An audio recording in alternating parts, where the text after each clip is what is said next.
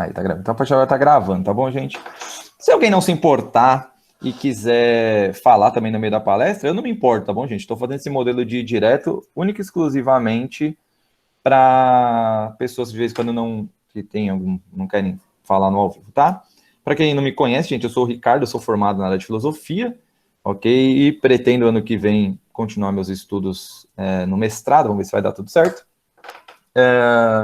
E eu tenho estudado o Kuyper já fazem uns 7 anos, mais ou menos, vão fazer 8 anos, provavelmente. E eu me interessei nele, apesar dele ser um teólogo, né, e tem a sua formação inicial em teologia e é um pastor, eu acho que ele conversa muito com os campos filosóficos, e como um estadista que foi, né, ele foi primeiro-ministro da Holanda de 1905, quem teve a chance aí de ver a minha aula biográfica sobre o Kuyper, lá eu comento um pouquinho dessa biografia, né, indico alguns textos que vocês podem ler de biografia do Kuyper. Então, eu tenho estudado ele porque eu acho que ele, como estadista, ele tem falado absurdamente. Ele me interessa no campo teológico, eu sou cristão, ok? Eu sou membro de uma igreja batista aqui de São Paulo.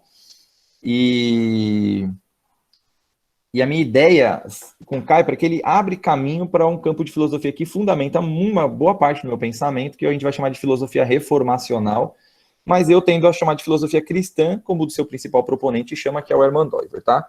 O nosso objeto hoje vai ser o foco do tema, soberania das esferas. Então a gente vai tratar um pouquinho sobre o que é a soberania das esferas e como que o Kuyper ele traz esses elementos da soberania das esferas. Então a gente vai perceber que tem um elemento ontológico, que esse elemento ontológico, na verdade, tem a ver com a realidade. Então a ontologia, ela pode ser chamada de doutrina do ser na filosofia, normalmente essa é a aplicação dela, mas eu posso estender ela para uma doutrina da realidade, porque nessa doutrina da realidade, a gente compreende que o ser é a maior abstração da realidade, ou aquilo que compete à realidade em si.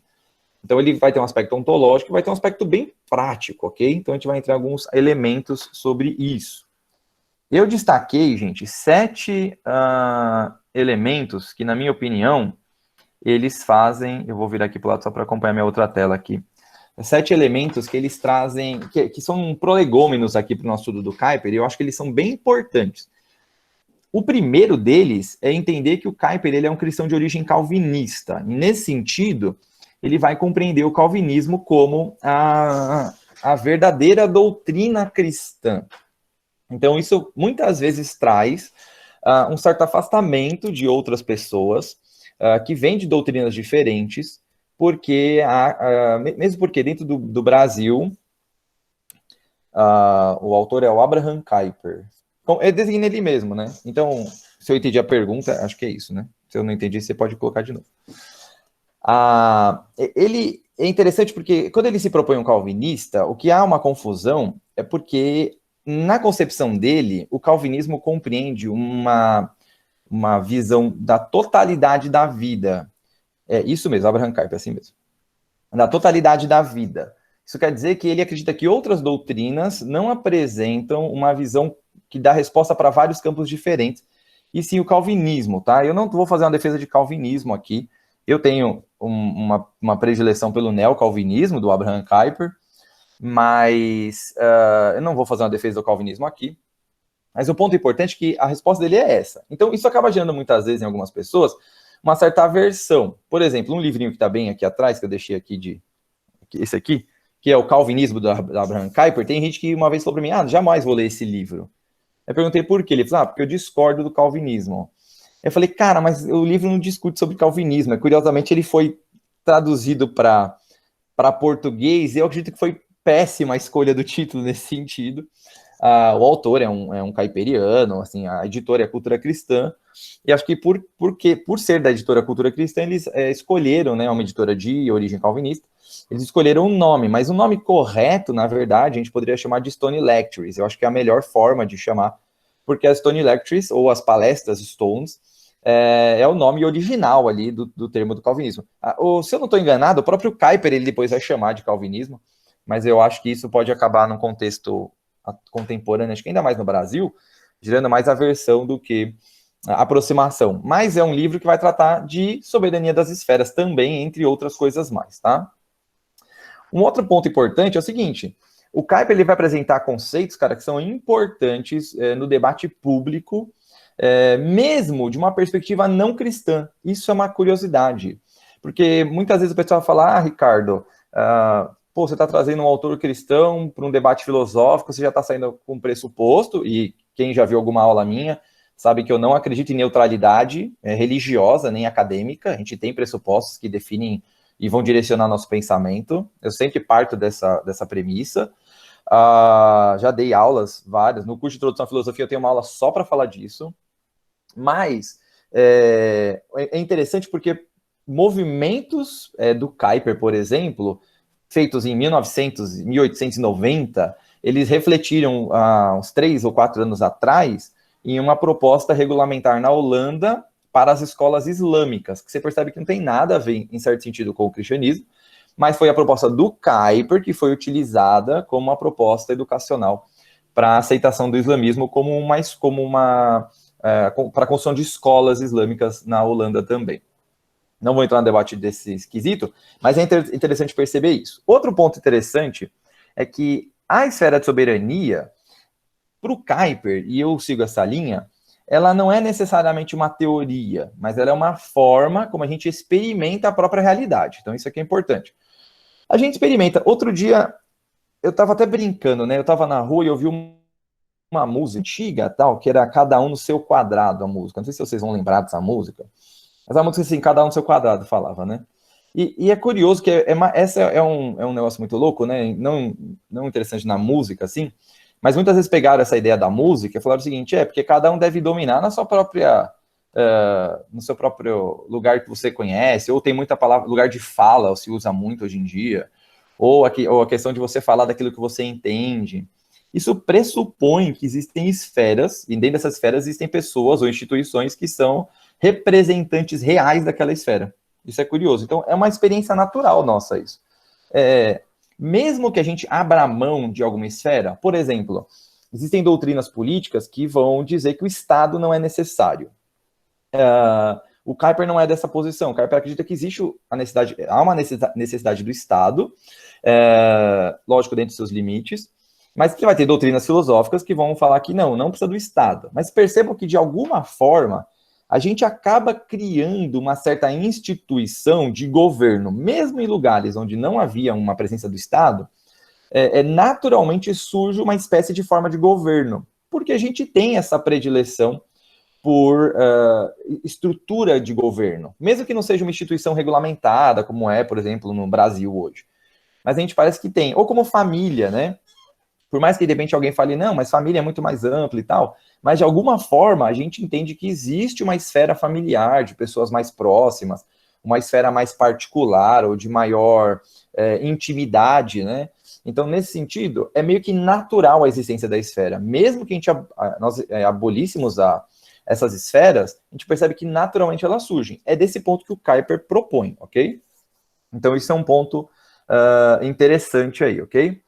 Outra coisa é também saber que o Kuyper não é o criador da teoria de soberania das esferas. Então, isso é uma outra coisa interessante. O Kuyper não é o criador dessa teoria. Essa teoria, ao longo da história, tem várias proto-teorias de soberania da esfera. O próprio conceito de soberania popular subentende uma soberania das esferas, mas a gente pode rastrear na forma que o Kuyper constrói, em Calvino, ok? Uma proto-teoria da soberania das esferas, porque o Calvino ainda entende que, por exemplo, a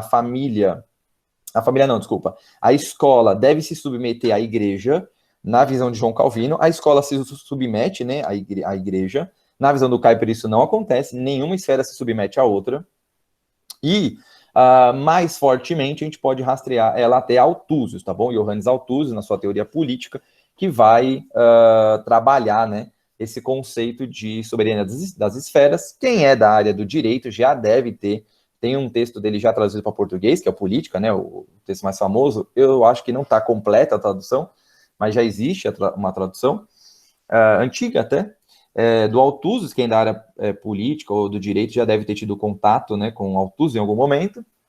Ele é um dos grandes proponentes aí da soberania popular também, né?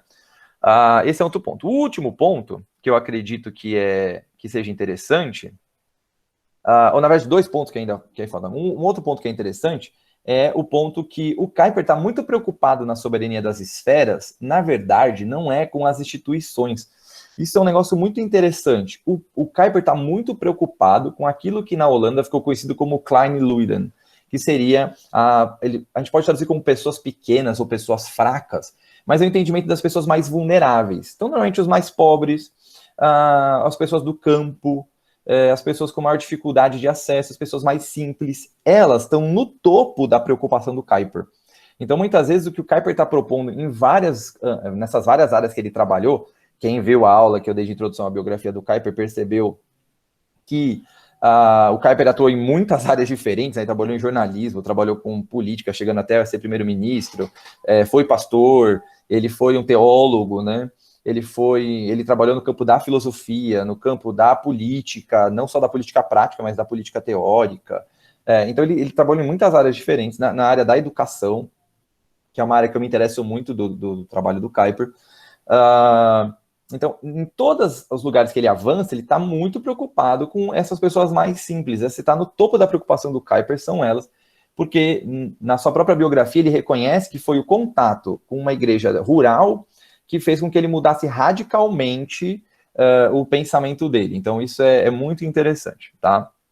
E um último ponto é saber o seguinte: não dá para pegar a teoria de soberania do Kuiper, nem dos seus proponentes, depois com Doiver, ou mais recentemente com o David Koyzis, e basicamente aplicar ela puramente no Brasil. Isso é impossível, porque existe um contexto histórico, existe um debate local, existem pressupostos da própria nação e das pessoas que estão ali envolvidas. Então, nenhuma teoria, isso é muito importante, não dá para pegar nenhuma teoria e aplicar de uma nação na outra, porque são contextos muito diferentes.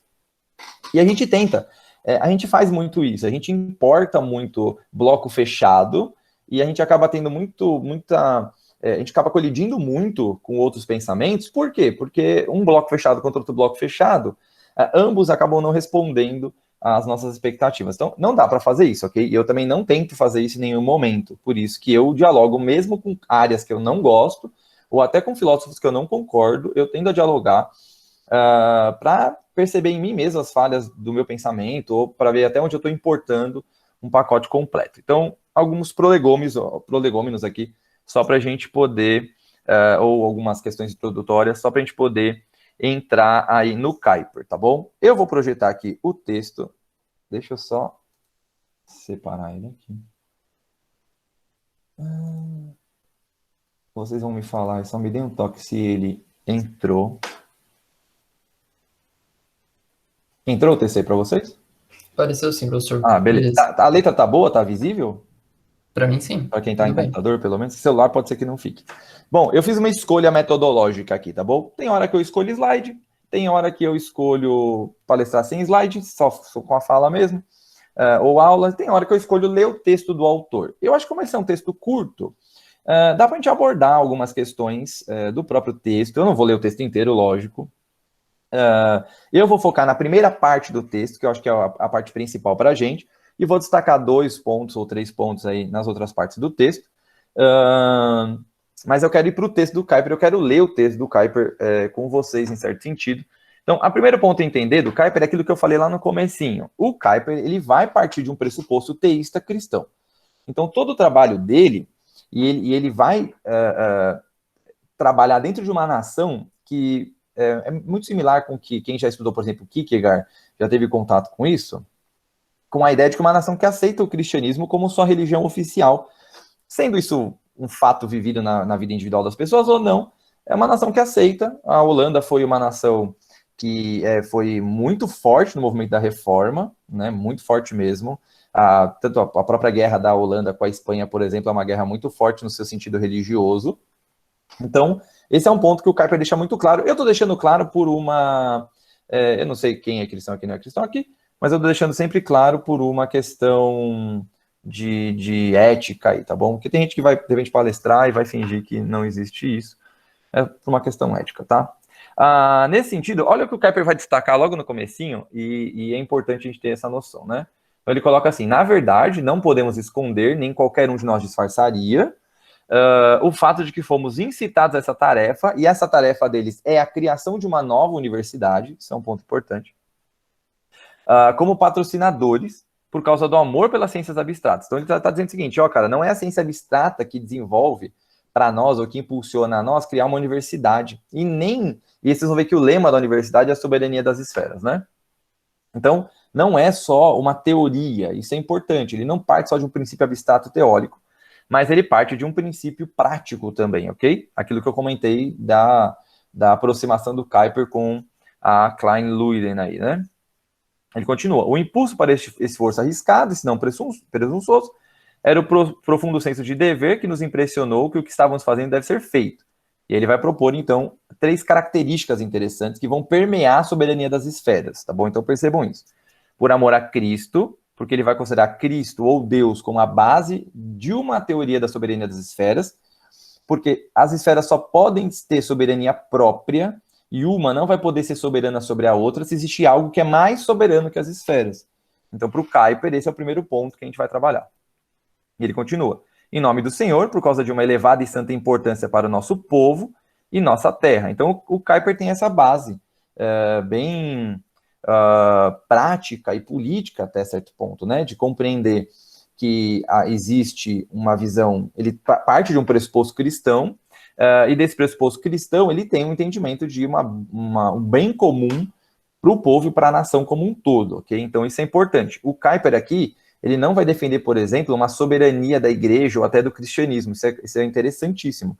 Porque quando você começa, por exemplo, um estudo desse, parece já uma prerrogativa, né, de que ele vai tentar impor que a igreja, por exemplo, seja soberana às outras esferas. E não é isso que o Kuyper faz. Isso é interessantíssimo, no meu ponto de ver, porque ele vai meio que na contramão do que é a expectativa de muita gente tendo contato com o Kuyper. Eu posso dizer que é uma parte onde muita gente se frustra com o Kuyper. É isso, ok? Aí, então, olha que interessante. Então, ele se impulsiona a partir disso. E então a gente vai entrar na soberania das esferas específicas. Ele continua. Agora você está esperando que eu lhe diga o que essa escola que estamos apresentando espera realizar na vida da Holanda? Então, lembra lá do contexto dele, né? Porque ele brande a bandeira da liberdade. Então, olha o entendimento. Ele vai entender aqui uma liberdade, porque a Holanda, não sei se vocês viram lá na aula biográfica, mas a Holanda, ela passou por um período de mão de ferro governamental. Primeiro, da França, ok, com Napoleão Bonaparte aí, e uma vez que Napoleão cai, ou o governo francês cai na Holanda, vem o Guilherme de Orange e tem um governo muito duro mesmo, assim, duro mesmo na Holanda, ok? Então você tem um Estado se tornando um Estado muito forte e subjugando as outras esferas sociais. Então, essa bandeira da liberdade do Kuyper não é uma bandeira revolucionária. Isso também é um ponto importante, porque normalmente quando a gente vai trabalhar bandeiras de liberdade, em contextos brasileiros diversos, ela está muito ligada à ideia revolucionária. E o Kuyper é conhecido como um antirrevolucionário, né? Ele é aí a pessoa que transformou o grupo antirrevolucionário no partido político antirrevolucionário. Isso é um ponto interessante. Então, a liberdade dele está muito atrelada ao conceito de que as esferas e as pessoas são livres e elas não devem ser subjugadas nesse sentido, tá? Então, ele continua, né? Na ponta da sua lança, porque ele examina tão atentamente o livro da religião reformada. Isso é sempre claro para nós, ok? Que ele tem esse pano de fundo. Ele continua. Permita-me vincular a resposta a essas 3 perguntas por um único conceito de soberania das esferas. Então, as perguntas que ele tinha levado lá em cima. Soberania das esferas é o lema e a estrutura que no conceito do Kuyper, e é curioso porque é a base com que o Kuyper vai desenvolver essa universidade, é uma tentativa de demonstrar que a escola não pode, e ele vai partir aí para a universidade, né, nesse sentido, mas começa com as escolas básicas, que a escola não pode ser governada pelo Estado nem pela igreja, ela deve ter uma autonomia nesse sentido das outras esferas sociais. Ela vai ter, lógico, investimento do Estado, na época do Kuyper, na verdade até hoje recebe investimento do Estado, e nem dos pais, e aqui é um ponto importante, quando, por exemplo, o Kuyper vai falar de educação, ele entende que o pai e a mãe têm direito de escolher que tipo de escola que o filho vai estudar. Então, para o Kuyper, por exemplo, esse modelo de escola pública que tem no Brasil, que é um modelo de escola pública sob o regimento do governo, para o Kuiper isso não é correto. Na visão dele, os pais têm que ter o direito de escolher. Mesmo os pais que não têm condições de pagar uma escola, deveriam ter escolas financiadas pelo governo, isso na visão kuiperiana, tá? Difícil aplicar isso no Brasil. É uma visão interessante, mas muito difícil de aplicar no Brasil. O governo deveria investir em escolas de todo tipo de espécie de religião, de todo tipo de espécie de cosmovisão, de ideologia, e os pais escolheriam que escola colocar o seu filho, mas, por exemplo, quem determinaria o conteúdo pedagógico são os professores, nunca os pais. Então você entende aí uma liberdade, quer dizer, os pais têm direito de escolher onde seus filhos estudam, mas a esfera da família não pode subjugar a esfera da escola, ela tem a sua soberania interna.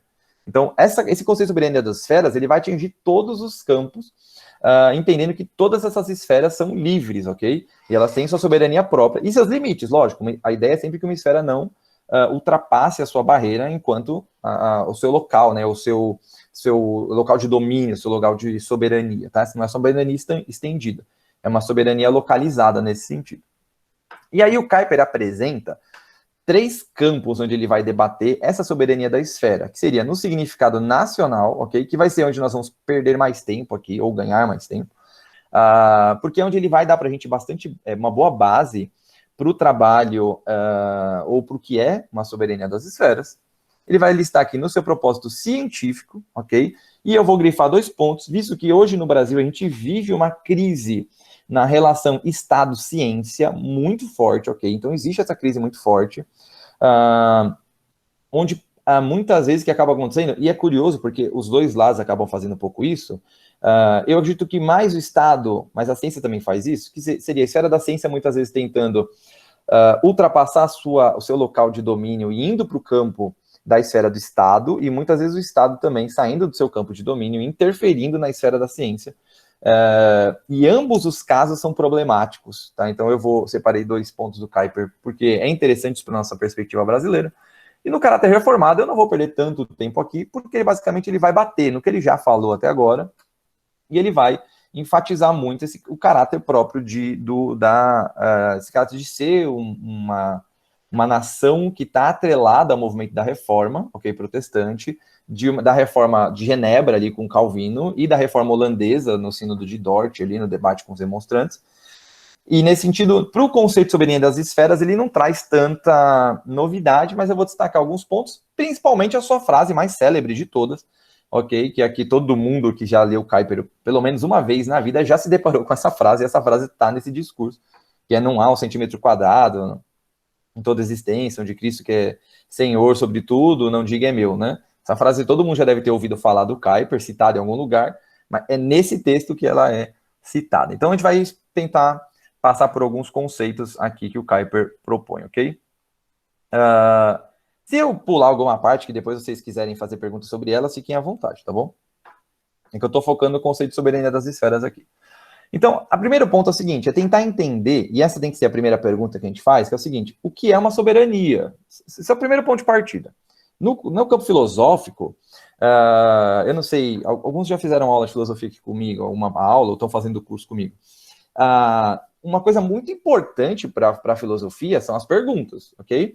Alguns tentam até reduzir a filosofia como a ciência das perguntas, o que é um erro gigantesco, mas se você não sabe fazer uma boa pergunta, você jamais vai ter uma boa resposta para problemas filosóficos, e isso quer dizer para qualquer tipo de problema.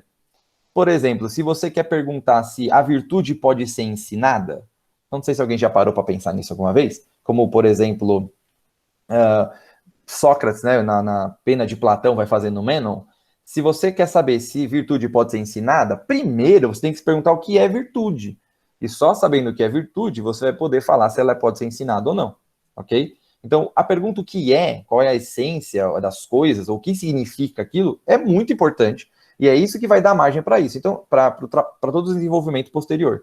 Então, nesse sentido, a primeira pergunta tem que ser o que é soberania. E o Kuiper, então, ele vai descrever o seu primeiro aspecto do que é soberania. Percebam aqui a resposta dele, e é muito interessante. Ele coloca assim, ó: o que é soberania? Não concorda comigo quando descrevo como a autoridade, então percebam como ele vai descrever o que é soberania para ele.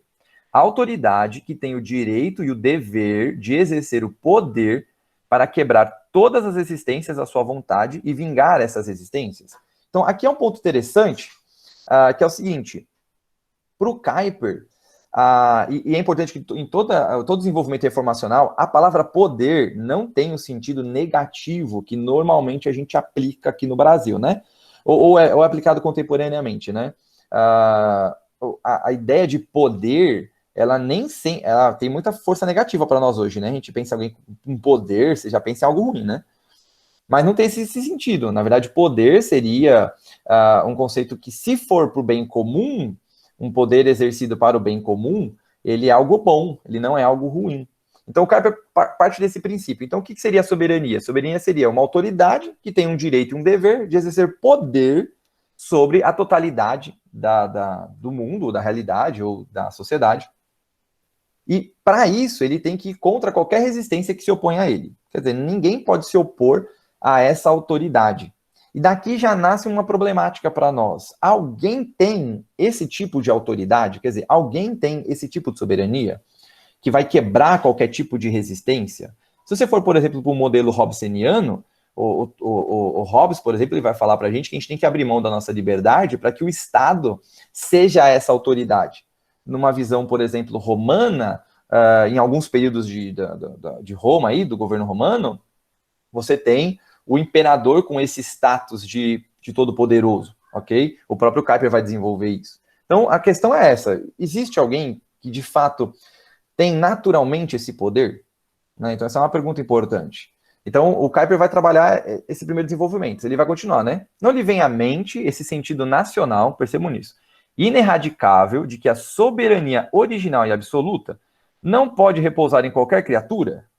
Então, isso é curioso, porque se todos somos iguais, e essa é uma marca muito importante, e é por isso que eu enfatizei no começo esse caráter reformado do Kuyper, de uma marca que é muitas vezes esquecida, e eu não sei se quantos de vocês já tiveram contato com isso, mas tem uma marca muito forte no desenvolvimento da reforma protestante, que é o conceito de igualdade entre os seres humanos, porque entende-se que todo ser humano seria imago Dei, quer dizer, imagem e semelhança de Deus, e todo ser humano é pecador, sem exceções. Então, na visão cristã, e muito forte na visão reformada, tem essa característica. Sendo assim, todos nós temos potencial para fazer o bem, potencial no sentido bem aristotélico, né, de poder fazer, potencial de fazer o bem e potencial de fazer o mal. Logo, todos nós temos esse potencial, ok? Alguns acabam fazendo mais bem, outros mais mal, mas todos temos esse potencial. Não existe nenhum anjinho perfeito nesse sentido, ok?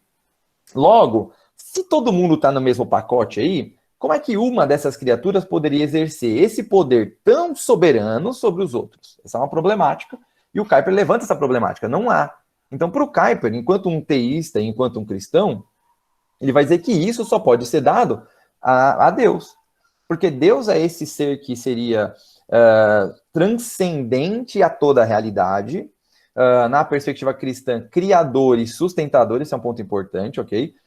Muitas vezes, quando você estuda filosofia grega, você percebe, por exemplo, uma tentativa de dizer que o Logos seria o criador, ou pelo menos a base criacional de toda a existência, e seria aquilo que sustenta o mundo. Uma vez que o Logos sai, o mundo desabaria. É essa aplicação, por exemplo, que João vai dar a Jesus e que o cristianismo vai dar a Deus. Quer dizer, Deus seria esse que não só cria o mundo, mas sustenta as coisas. Isso é importante. Não é a visão deísta muito comum da filosofia moderna ou iluminista, de ser um movimento mais deísta, né, de que Deus cria o mundo, se afasta e o mundo se vira numa lei natural, mas é uma perspectiva onde há um Deus criador e esse Deus criador tem que sustentar, ok? Ele não pode abdicar dessa sustentação do mundo. Logo, se ele transcende e sustenta todas as coisas, essa soberania só podia repousar nele. E é por repousar nele que as outras esferas têm sua soberania particular. Então, isso é um ponto interessante, a gente vai desenvolver melhor isso, mas aqui já parte um ponto importante. Uma vez que a soberania está na mão desse Deus que transcende toda a realidade, logo, nenhuma esfera social pode ter essa soberania e todas as esferas sociais têm soberanias internas. Essas soberanias devem ser, elas são derivadas dessa soberania maior que é de Deus, mas elas não podem ser superiores umas às outras. Então, isso monta meio que um sentido mais horizontal na sociedade entre as instituições. Então, isso é um ponto importante. Ele vai continuar, né? Se você acredita nele como planejador, né, então ele dá um pressuposto aqui, ok? Se você acredita nele como planejador, criador, estabelecedor e determinador de todas as coisas, sua alma também deve proclamar o Deus triuno como único e absoluto soberano. Então, parte aqui, uma soberania absoluta, ok? Então, preste muita atenção quando lerem o texto nisso. Há uma soberania que ela é absoluta, não tem relativização. Na teoria caiperiana, Deus ele é o soberano absoluto, sem relativização da sua soberania, ok? E é só por essa soberania absoluta que deriva sobre soberanias relativas aí. Ele continua. Ele continua contando, e eu enfatizaria, contando que também se reconheça que este soberano exaltado delegou, então olha que interessante, ele delegou e delega sua autoridade aos seres humanos, de modo que na Terra se realmente encontre o próprio Deus das coisas visíveis, mas essa autoridade soberana é sempre exercida por meio de um cargo ocupado por homens. Então aqui é um ponto importante. Nessa teoria, o que a gente vai ter? Um Deus soberano sobre todas as coisas, é ele que tem a soberania absoluta, mas o que ele faz? Ele delega partes da sua soberania a homens, e esses homens são representantes da esfera social. Homens aqui enquanto humanidade, tá bom? Não homem no sentido de sexualidade aqui, mas de humanidade. Ele delega à humanidade, e nesse sentido, a gente tem essas esferas surgindo com soberanias particulares, ok? Então isso é importante. E ele não coloca isso, é importante na própria tradução, eu tentei não cometer esse erro, que é de colocar no singular, ok? Ele enfatiza o plural aqui, porque é sempre um coletivo que forma essas instituições, essas esferas, ok? A gente tem certas hierarquias internas das esferas, mas é mais um meio de organização delas, ok? Não é uma questão de um ser superior ao outro. Isso é importante. Ele continua. E nessa atribuição da soberania de Deus a um cargo exercido pelo homem, surge a pergunta extremamente importante.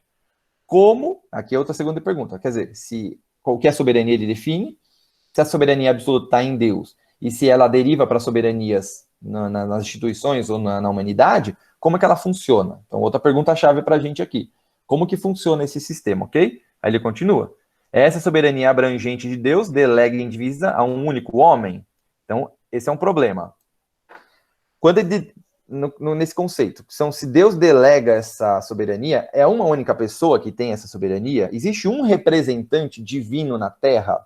Por exemplo, como seria os governos totalitários? Todo governo totalitário pressupõe isso, ok? Por isso que existe uma ligação muito forte mesmo em governos totalitários, não importa qual a matriz do governo totalitário, com religião. Existe uma força muito grande. Por quê?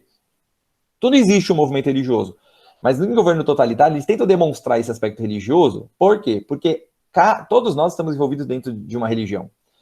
Mesmo aqueles que afirmam, por exemplo, que não tem religião nenhuma, em certo sentido, está coberto por elementos religiosos dentro do seu cotidiano. Ok? O próprio conceito de sorte surge dentro de uma perspectiva religiosa. Então, nesse sentido, é uma ligação pessoal que o governo acaba dando, ok? Não estou trazendo como o Brasil um governo totalitário, não encaro o Brasil como um governo totalitário, tá, gente? Mas nesse sentido, todos na história, cara, pode pegar, sei lá, Hitler, vamos pegar assim, o pior que vem na nossa cabeça. Teve gente até pior que ele, mas imagina assim, o pior na contemporaneidade. Tem uma forte ligação, por quê? Porque ele precisa se apresentar como representante divino na Terra. Então, delega-se como uma espécie de semideus na Terra. Isso é curioso. Então, nesse sentido, precisa desse movimento, né? Precisa dessa posição nesses governos que tentam concentrar toda a soberania num único homem. Então, o Kuyper questiona. É a um único homem delegado essa soberania? Então, essa é uma questão. Então, ele continua. Ele continua aqui perguntando, né? Ou um soberano terreno possui poder de obrigar a obediência apenas em um círculo limitado? Um círculo limitado por outros círculos, em que o outro é soberano? Então, são questões que ele vai levantar aqui pra gente. Cara, como é que isso aí funciona? Né? Como é que é delegado? Isso é dado a uma pessoa? É delegado a um grupo de pessoas? Por exemplo, você pega em conceitos filosóficos mais antigos, Platão, por exemplo, né? Pode ser citado, ele entende que o governo deveria ser dado na mão de alguns homens mais sábios, que seriam os filósofos, e que esses são os únicos que têm capacidade de governar toda uma sociedade. Então, você parte de um pressuposto seguinte: essa soberania é dada na mão de uma pessoa, é dada ao número de algumas pessoas especiais, é dado a grupos que vão criar subgrupos, né? Como é que é dividido, como é que é delegada essa soberania? Então, ele vai desenvolver, é importante, que a resposta dada a isso depende da sua perspectiva. Por que depende da perspectiva? Porque alguns vão dar a resposta a esse problema com um governo totalitário, né? Ou com um governo que você deve dar soberania para uma única pessoa ou para um grupo de pessoas. Então, ele vai trazer isso para a gente. Ele coloca o seguinte, ó. Na medida do possível, então, continuando o texto que ele vai trabalhando aqui, né? A soberania de Deus sobre o que é do alto está fora do alcance do homem, ok? Sua soberania sobre a natureza está fora do poder do homem. Sua soberania sobre o destino está fora da disposição do homem. Mas quanto ao resto, sim. Sem a soberania da esfera, então ele vai defender aqui uma resposta para essas perguntas. Sem a soberania da esfera, o governo ilimitado do Estado dispõe de pessoas, sua vida, seus direitos, sua consciência e até mesmo sua fé. Então ele vai trazer um ponto importante. Quer dizer, dependendo de como eu der a resposta para isso, eu vou cair num ponto onde o Estado seria esse soberano. E sendo soberano, ele vai ter, então, poder sobre pessoas, sobre a vida das pessoas, sobre os seus direitos, sobre sua consciência e até sobre a sua fé. Em todas as esferas da vida seriam submetidas ao Estado. Se eu nego, ao responder essas perguntas, se eu nego o conceito de soberania das esferas. Tá bom? A gente vai caminhando para definir o que é essa soberania. E ele continua, ele coloca assim, ó. E por causa disso, o próprio Estado corporificado em César, então lembra lá, né, nos conceitos de César como o grande governante, tornou-se Deus, o Deus-Estado, ok? Que não podia tolerar quaisquer outros deuses além de si mesmo. Assim veio a paixão pelo domínio do mundo, né, aquilo que chama de divos augustos, ok? Nesse ponto, é o seguinte, uma vez que ao dar essas respostas, eu abdico que existem esferas dentro da sociedade que têm sua autonomia, sua soberania, eu acabo dando um controle para o Estado. É o que Hobbes faz, por exemplo, né? O Leviatã de Hobbes é uma dessas tentativas. Seria de você, então, abrir mão da sua liberdade, porque aquela máxima, né, que o homem é o lobo de todo homem, né? Sim, traduzindo mais ou menos aqui para a gente, seria o conceito de que nós estamos em guerra, a gente precisa de um Estado para impedir, né, esse massacre interno entre os homens. Então, eu dou esse poder a essa espécie de Deus-Estado, né? E isso vem desde sempre, ok? Isso vem desde Roma e anterior a Roma. É muito comum esse tipo de modelo de governo também. O Doiver vai dizer para a gente que lugares onde eu tenho sociedades fechadas. Então, o que é uma sociedade fechada para o Doiver? Seria a sociedade com a concentração de poder em um número menor de pessoas, ok? Então, toda a sociedade para o Doiver, que seria uma sociedade fechada, eu estaria caminhando para esse tipo de governo onde o Estado, seja ele o Estado como a gente entende o Estado hoje, ou o Estado como poder na mão de um único homem, tem soberania sobre as outras esferas. Não há uma diferenciação aí. Há uma soberania absoluta dentro da imanência, né, ou da terra, se a gente pudesse trazer desse jeito. E ele vai desenvolver alguns pontos. E aí, olha que curioso. Olha que a resposta do Kuyper aqui para a gente. Diz assim, ó, mas eis que agora a gloriosa ideia da liberdade, então, como é que eu vou trabalhar essa ideia da liberdade?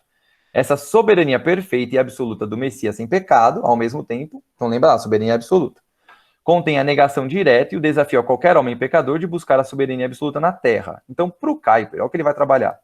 É uma impossibilidade dar essa resposta, entendendo um governo na mão de um homem, ou de um Estado, ou de algum grupo mais poderoso, porque esse poder está na mão de alguém já. Então, está na mão de quem? Está na mão de Deus, e a pessoa de Jesus Cristo é o representante nesse sentido, né? Como parte de Deus, como uma das pessoas da Trindade, ele é o representante carnal nesse sentido, ok? Por isso que João vai chamar ele de Logos, por exemplo, né? Sendo assim, isso é naturalmente um desafio. Se eu parto desse princípio, isso é um desafio para ter uma esfera soberana sobre as outras, como é, por exemplo, a possibilidade de um Estado soberano, ok? Então, por uma visão cristã, na perspectiva caiperiana, há uma impossibilidade de se entender um Estado soberano sobre todas as coisas, porque já existe alguém que seria soberano sobre todas as coisas, e ele é transcendente à realidade, transcende a realidade. Ele está fora disso aqui. Logo, se ele está fora, nada que está dentro pode ter essa soberania. Então, essa é a primeira parte da resposta, ok? E isso seria o conceito da ideia de liberdade real, tá? Então, esse aqui é um ponto. E ele continua. Por causa da divisão da vida em esferas, cada um com sua própria soberania. Então, quer dizer, uma vez que eu entendo que a soberania absoluta e máxima, ela transcende a própria realidade, as esferas que estão abaixo dessa realidade, que estão dentro da realidade, são imanentes à realidade, essas esferas, então, possuem soberanias. Não existe uma soberania na imanência, existem várias soberanias nesse sentido. Então, esse aqui é um ponto a ser destacado, ok? Para o Kuyper, só é possível, e eu concordo com ele nesse sentido, só é possível existir esferas que têm soberania própria se existir uma soberania absoluta que ultrapassa a realidade, que transcende a realidade, que vai para além da realidade. Porque se eu não tenho nada que vai para além da realidade, eu preciso escolher dentro da realidade alguma coisa para ser um ponto unificador. Entenda uma coisa importante dentro do que a gente vai chamar de ontologia. A realidade, ela é muito plural para a gente. A gente experimenta a realidade de diversas formas. Racionalmente, emocionalmente, juridicamente, fisicamente, quimicamente, biologicamente. A gente experimenta essa realidade de muitas formas. E a gente precisa de um certo ponto unificador, porque a nossa experiência é sempre unificadora. A gente experimenta de várias formas, mas sempre unificando um sentido aqui. Então, nesse ponto, dessa forma, quando eu vou jogar isso para uma esfera sociológica, né? Uma esfera social, eu vou entender que eu vou ter essa variedade de esferas, mas precisa de um ponto unificador. Ou esse ponto transcende a própria realidade, ou esse ponto unificador vai estar dentro da própria realidade. Se ele estiver dentro da própria realidade, eu vou ter que ter uma esfera soberana. Normalmente é o Estado que toma essa forma. Se não é dentro da realidade, é fora dela, então aí eu tenho um Deus soberano, e de repente você não é, sei lá, não acredito em Deus nesse sentido. Então existe o ser soberano, ok? E nesse ponto, né, entendo que o Kuyper, e na minha visão também, eu vou defender o Deus cristão nesse sentido. Mas há uma aplicabilidade nesse sentido, por exemplo, um não religioso pode aplicar isso? Lógico, eu não vejo nenhum problema nesse quesito, tá? É bem experienciável, né, essa forma que o Kuyper trabalha. Então, se está transcendendo essa própria realidade, eu tenho aqui, então, as esferas que vão acabar tendo que se submeter a essa soberania absoluta, mas não se submeter às soberanias relativas na própria esfera. Então, isso é um ponto importantíssimo no debate no debate social aí, ok? Olha que curioso isso aqui, ó. Que o Kuyper vem trabalhando, e aquilo que eu comentei há um tempo atrás, ele diz assim, a nossa vida humana, com seu primeiro plano material, que é visível, né, isso que a gente experimenta, e o seu pano de fundo espiritual, que é invisível, obviamente não é simples, nem uniforme, mas forma um organismo, então percebam isso aqui, infinitamente estruturado. A nossa experiência, ela não é, assim, fechadinha, numa única experiência, ela é bem plural, a realidade é bem plural. Esse é um debate filosófico desde sempre, ok? De uma realidade ou de um ser plural, ou uma unidade ou um ser imóvel nesse sentido, né, unificador.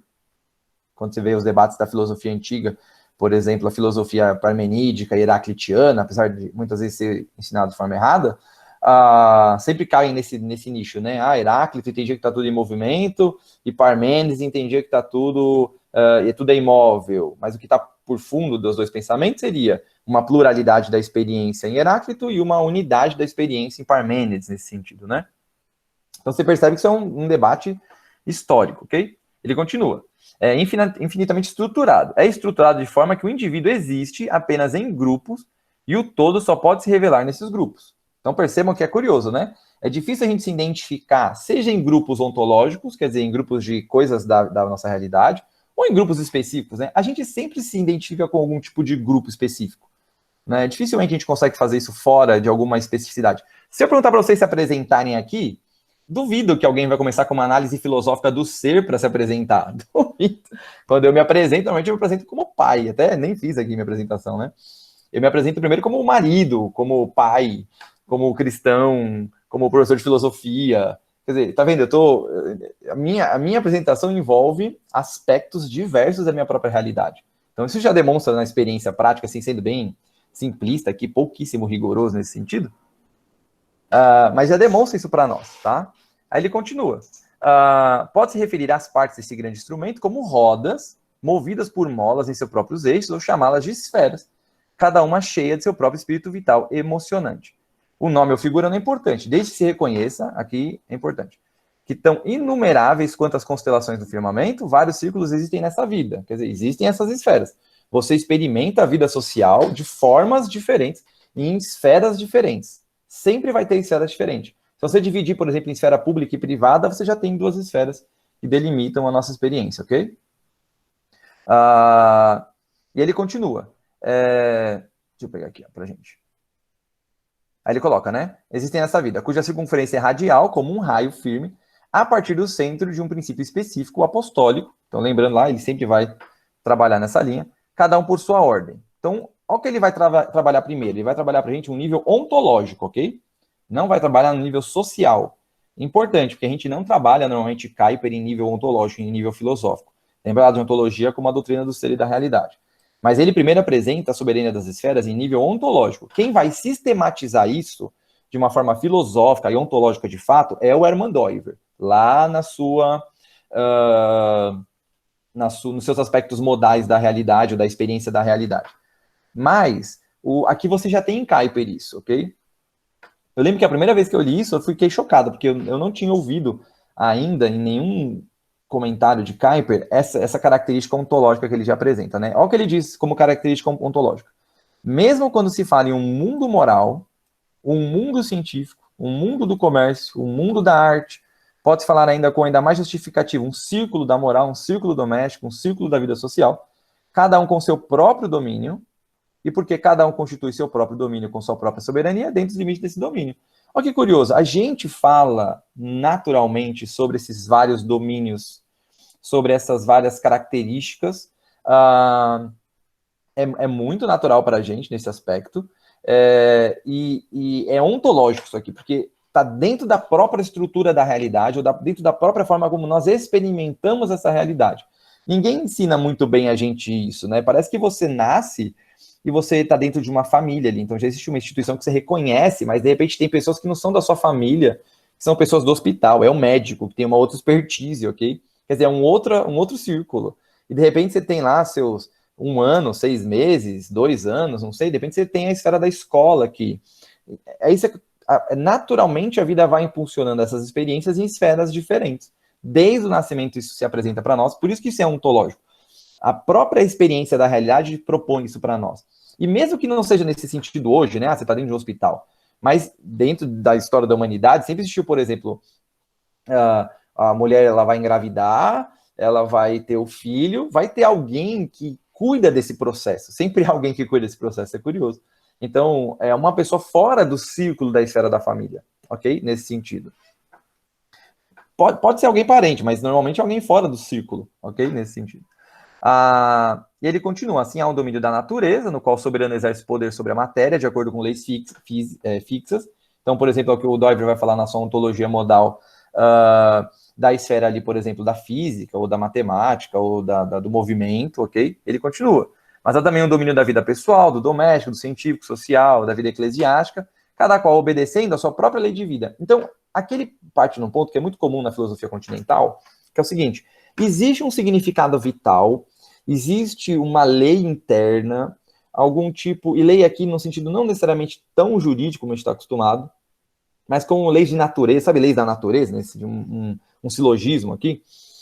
Então, existem essas leis internas, existe essa estrutura da própria instituição, essas regras internas, que parece que cada instituição possui as suas próprias regras internas, né? Mesmo que constituídas dentro de um corpo, muitas vezes, e apresentadas para a gente de um corpo, mas é meio que você está dentro de uma família, é meio normal que exista uma hierarquia entre pai, mãe e filho. Por exemplo, pai e mãe, dentro de uma estrutura familiar, acabam apresentando uma hierarquia sobre os filhos. Então, é natural essa posição para nós. Ninguém escreveu um livro de regra para a gente nesse sentido. E nem sempre é uma construção, a gente pode falar, é uma construção social. Mas, cara, em todas as sociedades isso tem um elemento, né? Dificilmente um pai aceita de bate-pronto um filho, sei lá, bater nele, né? Sei lá, eu tenho uma filha pequena, vou ter minha segunda filha agora. Acharia muito estranho isso acontecer, ok? Para não dizer assim, que é muito complicado, né? Mas você percebe essa característica natural da própria vida. Isso que ele apresenta para a gente ainda não é no nível social só. Eu estou dando exemplos sociais para ficar mais fácil, mas está nesse nível ontológico, da própria experiência da realidade como um todo. ok? E ele vai desenvolver como lei da lógica, ele apresenta todos os aspectos, tá? Se alguém tiver interesse depois, me manda, me perguntando, eu posso mandar no grupo lá do Telegram, quem tá lá, eu mando as esferas modais lá do Doiver para vocês verem como é que isso se dá a nível de realidade, tá? A gente, infelizmente, não tem tempo para entrar tão profundo nisso.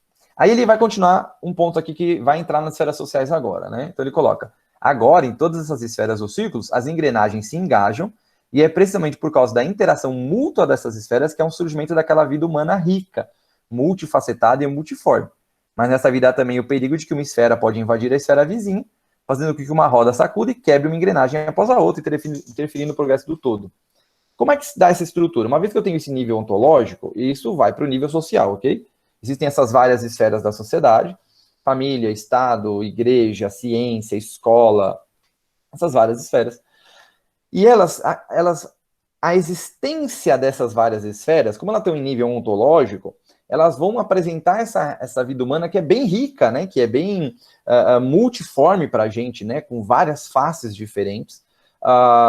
Só que acontece de uma esfera ela interferir no quadro da outra esfera. A gente vê muitas vezes, né? Por exemplo, a esfera do Estado tentando interferir em alguma outra esfera, ou a esfera da igreja tentando interferir na esfera do Estado, a esfera da ciência tentando interferir na esfera da educação, ou da educação na ciência, e o Kuiper separa a esfera da ciência da esfera da educação, ok? Existe uma separação, mesmo porque, pense o seguinte, quando a gente vai falar, por exemplo, de um medicamento, está muito em moda hoje a gente falar sobre isso, né? O médico não é necessariamente o único estudioso no campo de medicação, ok? A gente tem pessoas que vão trabalhar em várias linhas diferentes, e essas pessoas vão dar bases para o médico poder trabalhar a sua prescrição de um medicamento X ou Y nesse sentido. Então, há uma necessidade de dependência aqui, ok? Isso é importante. O que acaba acontecendo, de vez em quando, quando uma esfera interfere na outra esfera, tentando impor. Imagina que as esferas têm leis próprias. Então, eu estou tentando impor a minha lei própria. Então, sei lá, eu sou pai, ok? Imagina que eu tenho meus pressupostos, eu tenho a minha base, eu tenho a minha religião, a minha filha estuda numa escola. Imagina se eu vou lá dentro da escola da minha filha, então eu vou arrumar uma briga, porque eu quero que se ensine aquilo que eu determino para minha filha lá na escola. Tá vendo como a esfera da família, na minha pessoa, está interferindo na esfera da escola, que tem as pessoas que representam, os pedagogos ali, por exemplo, que representam essa esfera da escola. Eu estou invadindo com as minhas leis, as leis da esfera da família, as leis da esfera da escola. Isso pode acontecer em qualquer esfera da sociedade. E a esfera, é até difícil delimitar um número de esferas, porque a nossa experiência apresenta um número muito grande de esferas. E parece que quanto mais fragmentada é a sociedade, mais esferas aparecem dentro dela, ok? Em nenhum momento se fecha o número dessas esferas, ok? Então ele vai continuar nesse ponto que é muito importante, ele vai dar o propósito do Estado, ok? Então ele vai continuar, ó. Cercar a razão da existência de uma esfera especial de autoridade na autoridade do Estado. Então, aqui ele vai dar uma característica que o Estado tem um ponto especial enquanto esfera, ok? Ele tem uma diferença das outras esferas. Então, existe uma diferença na visão kuiperiana do Estado. Então, o Kuiper não é alguém que acha que não deve existir o Estado. Para ele existe o Estado ainda tem uma missão especial nessa ligação das esferas sociais, que é prover para as várias esferas, na medida que emergem dentro do reino visível, né, de nossa experiência visível, uma interação feliz. Olha que curioso, né? Quer dizer, as esferas precisam se comunicar e viver, visto que a gente trabalha em várias esferas diferentes, nós vivemos em várias esferas diferentes, mas elas têm que ter uma vivência feliz. E quem que vai cuidar dessas relações sociais entre as esferas? Seria a esfera do Estado. Enquanto criação de leis, enquanto intermediação na justiça. Por exemplo, quando alguém de uma esfera tenta impor uma questão sobre a outra esfera, é um problema judicial. Então, a justiça traria para a gente a solução para o problema de representantes de duas esferas. Sei lá, um trabalhador dentro da empresa e a empresa, por exemplo, interferindo na esfera da família. Isso existe muito hoje, né? Essa área de emergências que eu trabalho, na verdade, é a área de segurança ocupacional, né? Que eu sou especializado em emergências nessa área, né? Mas a minha primeira formação é em segurança do trabalho. Eu vejo muito acontecer isso. Na esfera do trabalho, podem ser que vocês tenham já experienciado isso. interferindo na esfera da família, né? São esferas diferentes aqui. Então pode acontecer ou até a esfera da família interferir na esfera do trabalho. Acontece muito também, né? Então, a própria ideia, por exemplo, de você contratar um parente em primeiro lugar, mesmo ferindo regras da empresa, já vi acontecer muito, né? A empresa estipular regras, por exemplo, que você não pode contratar parente, ok? E você vai lá e contrata um parente, faz um esquema para contratar um parente.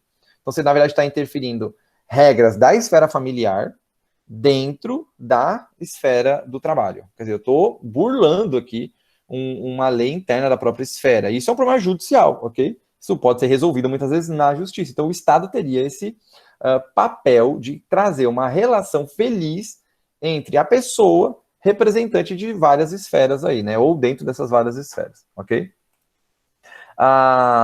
Um outro ponto interessante, que é o papel do Estado nesse sentido, ele vai colocar um pouquinho mais para frente aqui, ó. Vou colocar o seguinte, ó. Ele também trabalha no âmbito da justiça. Como, né? Uma vez que a vida pessoal pode ser deprimida pelo grupo em cujo meio se vive. Então, deve-se proteger o indivíduo do domínio de sua esfera. Então, olha que interessante. Imagine o seguinte, o Estado não pode interferir na esfera da família. Mas e se um pai ou uma mãe agride o seu filho? Uma realidade presente na nossa sociedade. Agride, eu não estou dizendo corrigir o seu filho, ou dar uma bronca no seu filho, ou até dar um tapa na bunda do seu filho. Eu estou dizendo agredir mesmo. Muita criança é agredida, por exemplo. Muita, não são poucos. Muita criança é agredida. Eu já tive muitos. Eu trabalhei ainda trabalho, né? Que a pandemia acabou diminuindo muito esse tipo de serviço. Mas eu dou palestras na área de filosofia para escolas, né? Para professores, trabalhando esses casos. E conversando com os professores, eu fico assombrado do número de casos que eles comentam de crianças que são espancadas em casa. Quem que vai interferir nesse sentido para proteger o indivíduo mais fraco, no caso a criança, do indivíduo opressor naquela esfera, que no caso seria o pai ou a mãe? Quem vai fazer isso? Então, para o Kuyper, o Estado também tem essa função. Quer dizer, a função do Estado não é interferir na esfera da família, mas garantir que membros mais fracos da esfera da família não sofram opressão na mão de membros mais fortes. Isso pode ser, por exemplo, uma empresa contra um funcionário. Pensa que a empresa seria um membro mais forte enquanto o funcionário é um membro mais fraco. Então, leis trabalhistas são nessa linha de raciocínio. Quer dizer, eu tenho uma lei, por exemplo, que um funcionário que se acidenta na empresa não pode ser demitido, se eu não me engano, no próximo 1 ano. Eu posso estar errado aqui, tá, gente? Mas se eu não me engano é isso. Uma vez que você se acidenta de um acidente de trabalho, você não pode ser mandado embora, né, ser demitido no próximo ano. Isso é uma forma do Estado garantir justiça na relação de um membro mais forte com um membro mais fraco dentro de uma esfera da sociedade. Então, isso aqui é importante, é o papel do Estado. Então, qual que é o papel do Estado nessa teoria? O papel do Estado é ser uma esfera mediadora, quer dizer, vai garantir que as esferas funcionem adequadamente, trazendo relação, visto que o Estado seria o lugar público. Todos nós, em certa medida, estamos dentro do Estado, ele coordena a sociedade, né? Então, ele vai trazer a relação entre as esferas com uma boa relação e também vai trazer aí a proteção para os membros mais fracos dentro da própria esfera, ok? Então, isso aqui é um outro ponto importantíssimo, ok? Então, ele vai continuar aqui, né? E aí ainda ele faz um ponto aqui, né? Tem que tomar um cuidado. Qual que é o cuidado? O cuidado é do Estado também não tomar para si a soberania absoluta que nós falamos lá no comecinho do artigo dele, ok? Então ele continua, né? As escrituras afirmam concisamente que o Estado vai estabelecer seu trono pela justiça, então ele dá uma base bíblica para essa apresentação de força do Estado para ele vai usar a ideia de que o Estado seria aquele que estabelece a justiça terrena nesse ponto, ok? Lógico, né? Tomando cuidado para não entender o Estado enquanto um representante divino na Terra, né? Não é esse o ponto que o Kuyper defende nunca, ok? Aí ele continua aqui, ao passo que sem a justiça ele cairá e se destruirá. Assim, essa soberania estatal como um poder que protege o indivíduo e determina as relações mútuas de forma justa das esferas visíveis, porque ele tem o direito de comandar e obrigar, eleva-se muito acima de tudo isso. Mas não é possível dentro de nenhuma das esferas. Quer dizer, ele governa essa relação mútua, mas ele não vai interferir nesse sentido, ok? Eu vou pular alguns pontos aqui, só porque nosso tempo já está muito apertado, tá bom? Apesar que eu já estou acabando o meu objeto hoje mesmo, que é essa primeira parte do artigo aqui. E aí, aqui é um ponto importante. Ele termina, ele fecha essa análise aqui dele dizendo o seguinte, que tem que tomar muito cuidado, porque o Estado tem que fazer as rodas girarem, ok? Essa é a ideia do Estado, fazer elas girarem nesse sentido.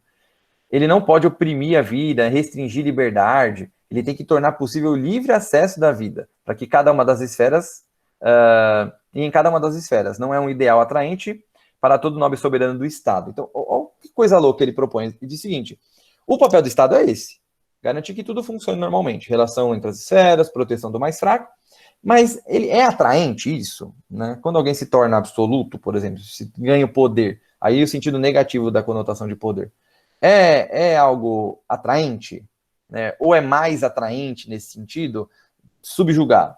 A gente pode dizer pela experiência que muitas vezes é mais atraente subjugar, parece, né? Então esse é um ponto que ele vai trabalhar. Então o Kuyper vai dizer o seguinte, cara, o Estado não pode tomar essa posse porque a soberania... Então ele vai bater de novo naquele martelo. A soberania está em algo que transcende a própria realidade. É isso que ele coloca. Essa soberania de Deus foi conferida ao homem Messias no sentido absoluto, ok? E indiviso. Quer dizer, não há divisão nessa soberania. Portanto, a liberdade ao homem está segura nas mãos desse filho do homem, ungido para ser soberano, porque junto com o Estado, todas as outras esferas da vida conhecem aquela supremacia derivada. Então, na teoria do Kuyper, é sempre assim. Uma soberania absoluta e indivisa, e depois uma soberania dividida e multifacetada nessas várias esferas sociais que nós temos, ok? É curioso, nesse sentido, que o Kuyper, a gente não vai ter tempo de ver isso aqui, porque já está bem apertado o nosso tempo, o Kuyper faz um desenvolvimento histórico, né? Se vocês tiverem a chance de ler o finalzinho dessa parte, que é bem interessante, ele vai trabalhar um desenvolvimento histórico disso. E nesse desenvolvimento histórico vai ver essa guerra que parece entre o Estado, entre estados diversos e as esferas. E o Kuyper sempre entende que é a compreensão de um soberano absoluto que vai garantir o funcionamento dessas esferas. Quando o Estado toma uma força muito grande, todo mundo sofre. Então ele dá alguns exemplos interessantes. Por exemplo, vai dar um exemplo de Sócrates, né? Então lembra lá a história de Sócrates, né? Que o problema de Sócrates nunca foi só seu ensino, né? O problema de Sócrates, na maioria das vezes, é mesmo porque os políticos aí tinham um problema com o próprio Sócrates, né? Ou com a sua teoria política. Não é necessariamente dizer, o Sócrates pervertia, né? Como é o atestado de morte do Sócrates, né? Então, percebam, isso é um Estado soberano tentando garantir sua soberania em cima, por exemplo, de um filósofo. Isso aconteceu várias vezes na história, em vários governos diferentes, dependendo de quem que o governo estava mais próximo, quando o governo não respeita essas esferas de soberania. Então, isso é um ponto interessantíssimo que o Kuyper vai trazendo para a gente, ok? Então, deixa eu descer aqui para nós. Esse é o caráter importante, e eu vou caminhar aqui só para mais um aspecto e a gente encerra. Esse é um ponto importante para a gente entender. Então, eu peguei um exemplozinho, eu vou cancelar essa apresentação aqui, eu vou mostrar uma outra que vai facilitar a gente entender na forma de um diagrama isso. Deixa eu só ver, porque não está aparecendo para mim. Aqui apareceu.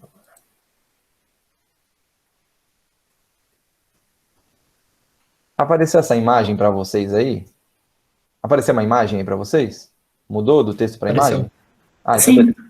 Então, essa imagem eu retirei desse livrinho aqui, ó, que é um livro interessante nessa perspectiva de esferas da soberania, que é o Visões e Ilusões Políticas, do David Koyzis. Essa aqui é a minha versão da primeira edição, que ainda não chegou à minha segunda edição, mas já está na segunda edição, ampliada aí, bem e revisada, assim, é um livraço sobre teoria política numa perspectiva cristã e numa perspectiva, não vou dizer necessariamente kuiperiana, mas doiverdiana, né? O Koyzis é um doiverdiano aí, pensando que o Doivert ele vem do Kuyper, né? Não abraça tudo do Kuyper, mas ele vem aí.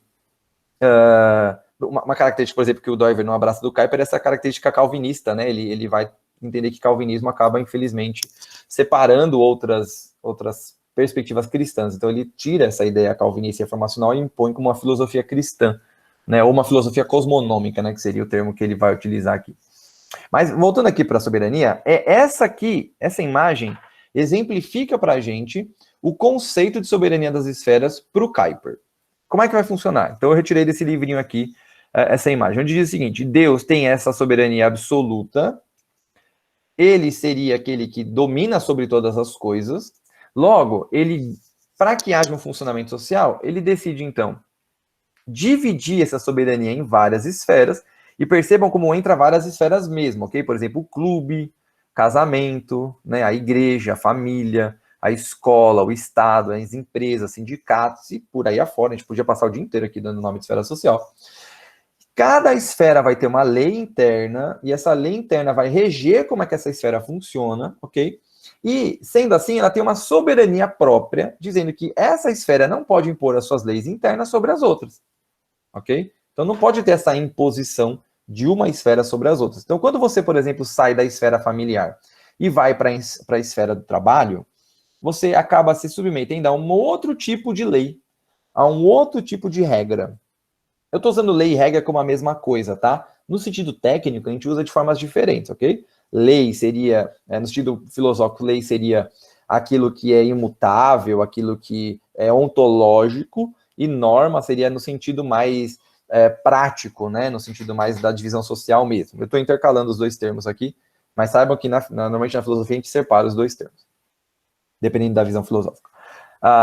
Então, cada uma dessas estruturas, elas vão ter essas leis internas. Então, uma vez que eu saio da esfera da minha família, eu estou indo para o meu trabalho, eu estou sujeito ali a leis da esfera do trabalho. Então, a vivência ali determina as leis da esfera do trabalho. Quando eu saio da esfera do trabalho, por exemplo, e vou para uma esfera, e vou para o clube, eu estou ali dentro das leis internas do clube. E, normalmente, essas leis internas são transcritas para a gente de uma forma de regra. Então, percebam que quando você assina um contrato de empresa, tem umas regras ali que você tem que cumprir. Então, isso seria uma espécie de escrever, né, ou apresentar para a gente essas leis internas que seriam naturais àquela própria esfera, seriam ontológicas àquela própria esfera nesse sentido, ok? Então, esse aqui seria um bom exemplo de como é que funciona isso, tá? E aí, aqui é aquele ponto que eu falei, o Estado aqui vai garantir que essas esferas se relacionem de forma adequada, vai proteger membros mais fracos dentro das próprias esferas, mas uma esfera nunca vai se colocar sobre a outra. Isso é para qualquer esfera, não importa, ok? Para fechar, e eu quero mostrar um ponto que eu acho que é interessante para a gente, eu vou mostrar a questão científica para a gente, tá? 2 pontozinhos só da questão científica. Apareceu para você? Para vocês aí? Sim. Olha que curioso aqui, ó. Cadê aqui?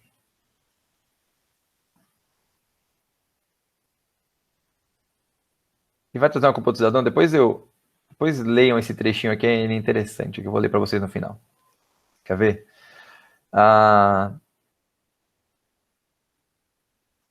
Deixa eu só pegar aqui certinho para vocês.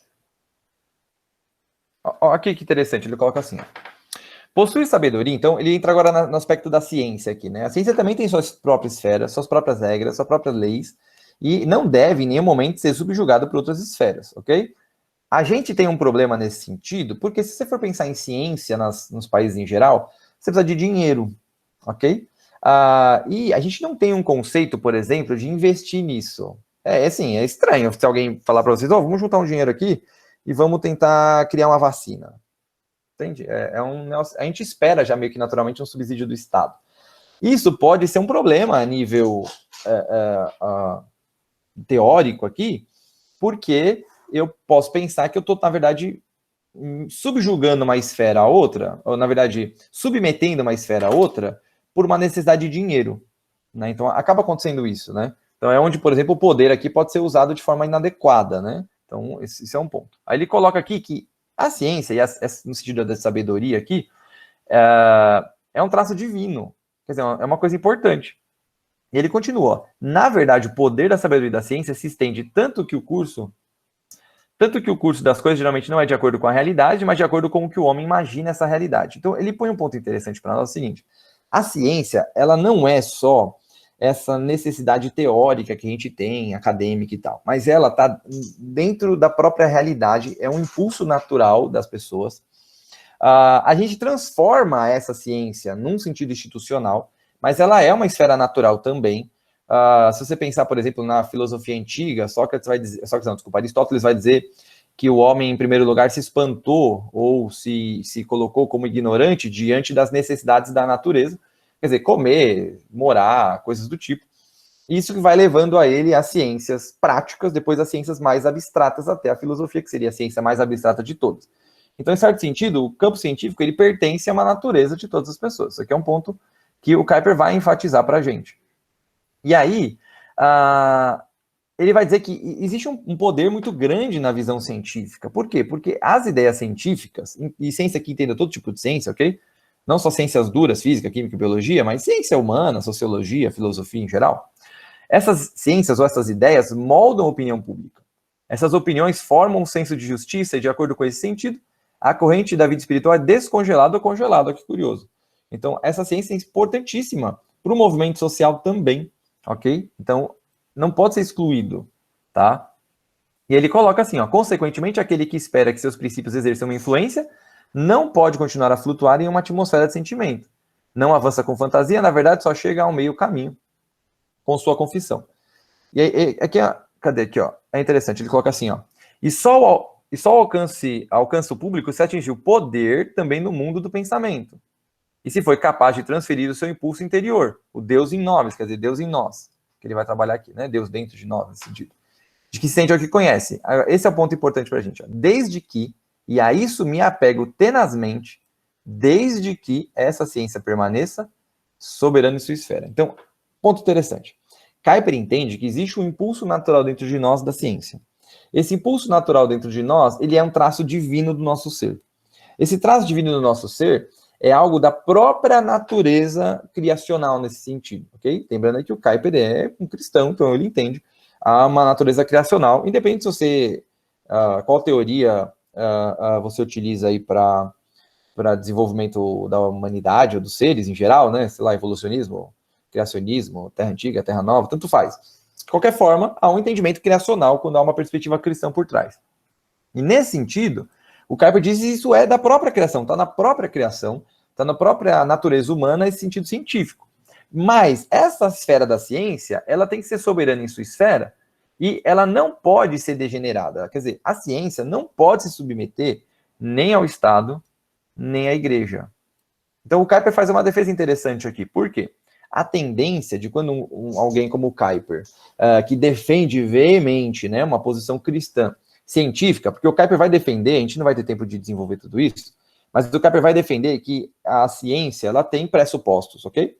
A gente vai ver, por exemplo, desenvolvimentos posteriores dizendo que o Kuyper vai analisar que os fatos mais duros da realidade, por exemplo, a existência da gravidade, eles são menos impactados pela nossa posição, pela nossa cosmovisão, pela nossa religião. Mas, quando a gente vai atuar no campo das hipóteses, a gente vai ter muita influência disso. Então, o Kuyper vai defender, e aqui eu tenho um pouco de diferenças com o Kuyper, ok, nesse sentido. Ele vai defender que tem que existir uma ciência cristã, por exemplo, uma medicina cristã, uma arquitetura cristã. Então, eu vou ter minhas diferenças, porque eu acredito que não necessariamente, não há essa divisão necessária. Mas é interessante porque ele vai dizer que isso não é uma ciência submetida à igreja. É uma ciência livre, soberana em sua própria esfera, mas que corresponderia a pressupostos cristãos. Então, a ideia dele é um cristão na ciência atuaria a partir de um pressuposto cristão, ok? Pode tomar uma conotação ruim de vez em quando isso. Uma má compreensão, porque a gente tem que tomar cuidado de também não submeter uma ciência, por isso que pode ser feita uma má leitura de Kuyper aqui, de não submeter uma ciência a outra ciência. Então, as ciências também têm suas esferas particulares. Eu tenho a ciência da física, eu tenho a ciência da biologia, eu tenho a ciência da teologia, e eu não posso submeter, por exemplo, muitas vezes, a ciência, sei lá, da física a elementos da ciência da teologia, ou submeter a ciência da teologia a elementos da ciência da física. É diferente. Até a própria metodologia, ela é diferente. Por exemplo, um físico vai tentar descobrir elementos que a realidade apresenta para nós. Ele vai tentar, apesar disso ser problemático, não ser dogmático nesse sentido. A religião, não. A ciência teológica, não. Ela já parte com um pressuposto formado nesse sentido, né? Sei lá, um teólogo cristão, ele parte acreditando, por exemplo, que, ou deveria, né, que a Bíblia, ela é inerrante, por exemplo, ou ela é a palavra de Deus, ou que Cristo é o próprio Deus, ou que Cristo existiu. Então, um teólogo cristão parte disso, um teólogo islâmico, por exemplo, ou muçulmano, ele parte, por exemplo, da crença que existe Deus. Entende? Então, são esferas, são métodos, são bases diferentes aqui. Então, a gente tem que tomar esse cuidado também. E dessa forma, eu também não tenho só o cuidado de não pegar, por exemplo, a esfera da ciência e submeter ela à esfera da igreja, ou à esfera do Estado, ou qualquer outra esfera, assim como eu também não posso submeter a esfera de uma ciência à outra. Então, são duas problemáticas aqui, ok? Então, é uma diferença que eu faço. Eu sei que o Kuyper não leva tão extremo, mas muita gente já pegou isso aqui do Kuyper e já levou para um campo mais extremo nesse sentido. Uma espécie de antítese radical, no sentido radical mesmo, absurdamente radical. Não no sentido de raiz, como a gente usa normalmente, né?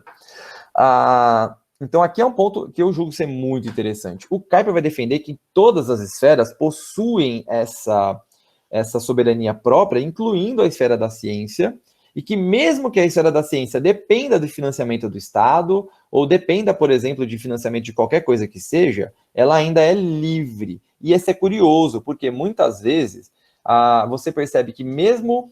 eu vou dar um exemplo bem interessante disso. Ó. Se você pensar historicamente, até o fim da Idade Média, quem detinha um controle financeiro junto com o Estado era a igreja. Então, o controle financeiro, econômico, político estava normalmente dividido, era meio dualista, né, nesse sentido. Estado e igreja eram as duas grandes esferas. Pelo menos no mundo ocidental. Mas você percebe, por exemplo, que universidades que eram bancadas basicamente pela igreja, elas tinham desenvolvimentos próprios. Por exemplo, a Universidade de Paris, que é uma das grandes universidades que a gente tem historicamente falando aí, e na filosofia, né, pensa que Sorbonne, que é uma variação aí da Universidade de Paris, ela ainda é, né, a grande universidade da filosofia continental, né? Dali surgem várias pessoas que trazem teorias que muitas vezes foram contraditórias a perspectivas da igreja, não necessariamente perspectivas da escritura ou bíblicas, ou cristãs, mas da igreja nesse sentido, né? Ou até o próprio surgimento de uma reforma interna da igreja, que seria aquilo que a gente ficou conhecido como reforma protestante, que iniciou como uma reforma interna e depois se transformou num racha entre o movimento da igreja protestante com o movimento da igreja católico-romana, surgiu dentro de universidades custeadas pela própria igreja, né? Elas não eram custeadas pelo Estado, eram custeadas pela igreja, ok? Então você vê uma certa liberdade da ciência nesse sentido. Então a ciência ela não pode ser subjugada, e a teoria do Kuyper defende as esferas sociais, ok? É interessante que ele leva esses três campos nesse discurso dele, porque ele está dentro de uma universidade, ok? É uma universidade que está querendo ser representante de todo um movimento, ok? Seria um grande resultado de uma luta política e educacional. Então, é importante para ele trazer esse aspecto da ciência, dizendo que aquela universidade ela não pode se submeter a estruturas ou às outras esferas, seja ela o Estado, seja ela a igreja. E é uma coisa que ele pontua aqui, por exemplo, que a universidade ela não surge com dinheiro do Estado. Isso é uma coisa interessante, né? São as pessoas bem simples, na verdade, que custeiam financeiramente o início da universidade. Por isso que em seu início ela era uma universidade bem pequenininha, né, bem limitada. Hoje é uma universidade já maior, para quem tiver curiosidade. Joga lá no Google lá, é Vrij University, eu creio que se fale desse jeito, é VREJE, se não estou enganado, ok? Coloca a Universidade Livre da Holanda, que pode ser que apareça lá também. Então, nesse ponto, e isso é uma característica interessante. Então, eu quero fechar isso aqui para a gente, depois eu só vou mostrar o finalzinho, depois vocês podem ler o artigo inteiro, quem não leu, com a frase célebre lá do Kuyper, né? Então, o Kuyper tem a sua frase célebre, vou fechar com ela, para a gente... Cadê aqui, ó?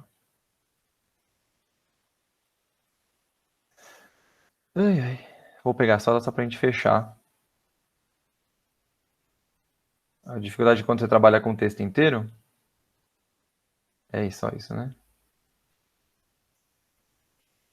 Eu creio que eu tenha colocado ela marcadinha aqui, mas perdi ela aqui.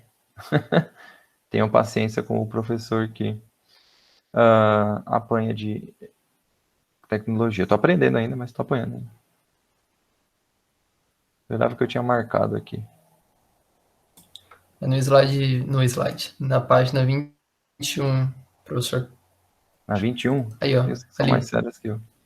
você, Tô pra cima aqui? Ah, tá, achei. É isso? Deixa eu ver. você passou, cadê? Passei. É que eu não sei por que raios que o meu... Não aparece a página pra mim aqui desse... Eu jurava que eu tinha marcado. Como é aula ao vivo, não dá nem pra cortar isso aqui do vídeo, né? Qualquer É um. segundo parágrafo da antepenúltima página. Então, calma aí, vamos para a última, a gente volta aqui. Ah, aqui. Aí, ó. Achei. Eu tinha certeza que eu tinha marcado isso aqui, devia ter colocado em vermelho. Então, aqui é o ponto que ele fecha, ok? A teoria da soberania das esferas. Essa frase famosa. Eu vou colocar aqui o link do Telegram. Ou, na verdade, você está inscrita no... Você está inscrita no curso aqui, né, Carolina? Tem pessoas que eu sei que não estão. Mas eu mando, dá um segundo que eu já mando para vocês o link. Aqui, eu vou mandar aqui e vou fechar aqui a palestra. Um segundinho que eu já mando isso. Já está até aqui no esquema já. Então, o Kuyper fecha compreendendo e defendendo, que ele vem desde o começo falando, que esse Deus soberano sobre todas as coisas que vai garantir as outras esferas de soberania, porque a nossa vida, nesse sentido, ela é sempre completa. Então, sendo ela sempre completa, ela depende dessa soberania absoluta. E é daí que surge a frase, ok? Não há nenhuma parte do nosso mundo de pensamento que possa ser hermeticamente separada das outras partes. Quer dizer, sempre há uma totalidade. Por mais que a gente fragmente... Imagina, eu participo de várias esferas. Por exemplo, eu, Ricardo, participo da esfera familiar, sou casado, tenho minhas filhas. Eu participo da esfera do trabalho, eu sou funcionário de uma empresa, sou funcionário de uma escola. Eu trabalho na esfera acadêmica, né? Eu estudo ainda, né? Eu tenho formação em filosofia, mas eu tenho fazendo especialização. Eu atuo na esfera da igreja, né? Eu sou membro de uma igreja batista, faço parte do corpo presbiterial de uma igreja batista. Então eu atuo em várias esferas diferentes, mas eu não posso separar eu. Eu não sou eu, Ricardo, em cada esfera, sou eu, Ricardo, que atuo nessas diversas esferas, me submeto às suas regras internas, mas ainda sou eu. Então, ela não tem como separar, e nem na prática, nem na teoria, ok? Então, nenhuma parte do nosso mundo de pensamento ele é hermeticamente separada das outras partes. Não tem como. E por isso, não há nenhum centímetro quadrado em todo o domínio da nossa vida humana, do qual Cristo, que é o soberano de todos, não grite meu. Então, é daí que surge essa frase célebre do Kuyper.